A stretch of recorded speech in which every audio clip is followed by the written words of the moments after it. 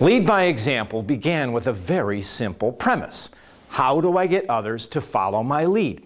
You know, leaders accomplish very little by themselves. They need the trust of others to achieve great results.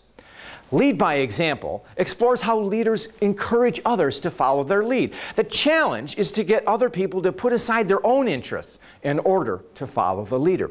Harry Truman once said that a great leader is one who has the ability to get other people to do what they don't want to do and like it. You know, leadership matters most in these tough times. In difficult situations, leaders need to exert their authority for the good of the organization. Leaders do this by providing inspiration as well as example. Most importantly, leaders must dispense hope and confidence in order to give people a reason to believe. Lead by example delivers real-world best practices that leaders at every level can use to get their people focused on the job at hand. Things like face the truth, what's going right, what's going wrong.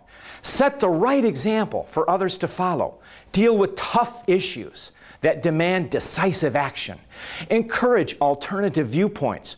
Leverage that creative tension. Demonstrate the virtues of resilience and perseverance. Demonstrate optimism and spread confidence. Lead by example proposes 4 steps. Set the right example, act the part, handle the tough stuff, and put the team first.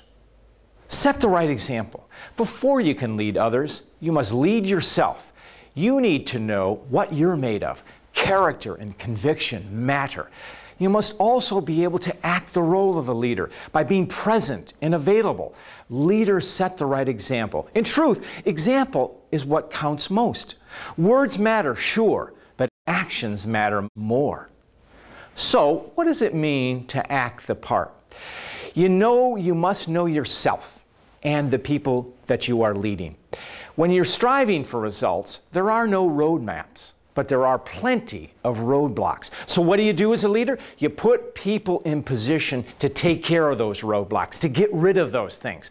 People need direction, but they don't need mile markers. They need to know the how, but they don't need the specifics. So unleash them, make it happen. That's how you act the part of a leader.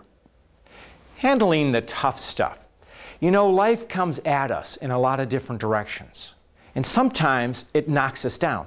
Well, there's no shame in falling. The challenge is to get up and fight again. And when your people see you do that, they'll be encouraged to follow your example.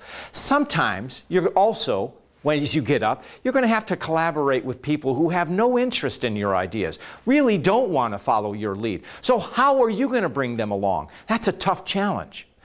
So you're going to have to use your wits as well as your authority and prove that you know your stuff. You must use what you know to bring people together. Why? For the good of the organization, to achieve great things. That's handling the tough stuff. Every leader says he puts the team first, but do they really? You as a leader need to do that. So how do you do it? How do you bring people together? You got to let people know how you think about them. Be honest, be positive. It means you coach people for success, communicate, cajole, challenge. Give lots of feedback all the time.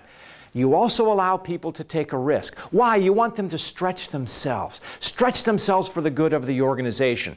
That's how you push for results. That's how you make good things happen.